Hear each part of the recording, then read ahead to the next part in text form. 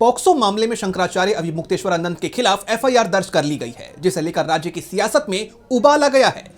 एक तरफ जहां शिकायतकर्ता ने शंकराचार्य पर गंभीर आरोप लगाए हैं, तो वहीं शंकराचार्य ने इसे लेकर योगी सरकार पर करारा हमला बोलते हुए साजिश का आरोप लगाया है। तो क्या है पूरा मामला, जानेंगे इस रिपोर्ट में।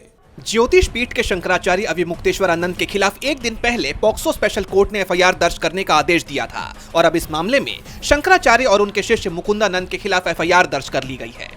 प्रयागराज के झूंसी थाने में उनके खिलाफ शारीरिक शोषण का मामला दर्ज किया गया है। दरअसल रामभद्राचार्य के शिष्य आशुतोष ब्रह्मचारी ने कोर्ट में याचिका दायर की थी। उन्होंने 2 बच्चों को अदालत में पेश कर शंकराचार्य पर गंभीर आरोप लगाए थे। कोर्ट ने बंद कमरे में बच्चों के बयान दर्ज किए। पुलिस कमिश्नर की जांच रिपोर्ट के बाद जज विनोद कुमार चौरसिया ने एफआईआर का आदेश दिया। मामले में शंकराचार्य के साथ उनके शिष्य मुकुंदानंद और 2-3 अन्य भी नामजद हैं। मामले पर प्रतिक्रिया देते हुए शंकराचार्य अभिमुक्तेश्वरानंद ने इन आरोपों को सिरे से खारिज कर दिया है। उन्होंने इसे एक राजनीतिक षड्यंत्र करार दिया। उन्होंने कहा, ये केस फर्जी साबित होगा, ये बनाया हुआ मामला है। आशुतोष रामभद्राचार्य का एक चेला है, हिस्ट्री शीटर है। उसने पहले भी लोगों के ऊपर झूठे केसेस किए हैं। वो लोगों को धमकाता है, धन उगाही करता है। रामभद्राचार्य से हम लोगों का वाक युद्ध चलता रहता है, ये तो सभी लोग जानते हैं। उन्होंने हमारे ऊपर अपने चेलों को आगे करके फर्जी मुकदमा करवाया है। वो चाहते हैं कि सरकार के खिलाफ गौ माता की रक्षा की आवाज हम ना उठाएं, इसलिए हमारे ऊपर ये सब कुछ हो रहा है। मीडिया से बात करते हुए शंकराचार्य ने सीएम योगी पर भी निशाना साधा। उन्होंने कहा कि सीएम सदन में हमारे खिलाफ बोलकर पुलिस को इशारा देते हैं। हम योगी आदित्यनाथ की तरह अपने ऊपर लगे मुकदमे वापस नहीं करवाएंगे, बल्कि कानून का सामना करेंगे।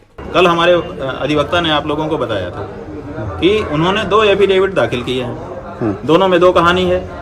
यहीं से मामला खत्म हो गया। एक व्यक्ति शपथ पत्र पर 2 कहानी देता है, इसका मतलब उसकी एक कहानी तो झूठी है ना। आप इसी से अंदाजा लगा लीजिए।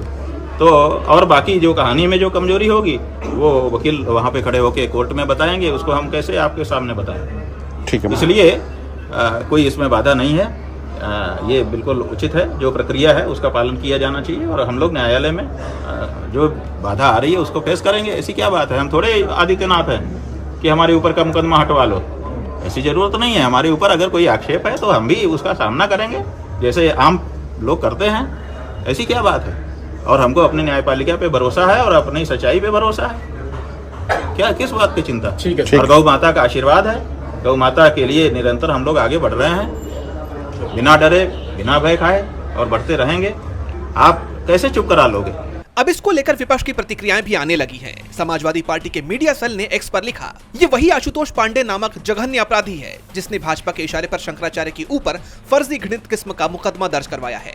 पूरी भाजपा इस घृणित कृत्य में शामिल है और शंकराचार्य को बदनाम करने, उनका उत्पीड़न करने की असली साजिश आरएसएस कार्यालय और भाजपा कार्यालय से रची गई है। डिप्टी सीएम ब्रजेश पाठक जो बटुक शिखा सम्मान का सम्मेलन कर रहे थे, वो सिर्फ एक ड्रामा और एक तमाशा था, जबकि ये सब आपस में मिले हुए हैं। जैसा आप जानते हैं कि अभी हाल ही में माघ मेले के दौरान स्नान के लिए जाते हुए शंकराचार्य और प्रशासन के बीच भारी विवाद हो गया था, जिसके बाद उन्होंने मेले में ही धरना दे दिया था और योगी सरकार पर फर्जी सनातनी होने सहित तमाम आरोप लगाए थे। इसी को लेकर माना जा रहा है कि राजनीतिक प्रतिशोध के चलते ये कार्रवाई हुई है। फिलहाल पुलिस ने मामला दर्ज कर जांच शुरू कर दी है। संतों के बीच छिड़ी यह कानूनी और जुबानी जंग अब उत्तर प्रदेश की राजनीति में नया मोड़ ले चुकी है। अब इस मामले में आगे क्या होता है, क्या शंकराचार्य की मुश्किलें बढ़ेंगी या फिर केस खारिज हो जाएगा, ये तो आने वाले दिनों में ही पता चलेगा। डीबी लाइव की रिपोर्ट।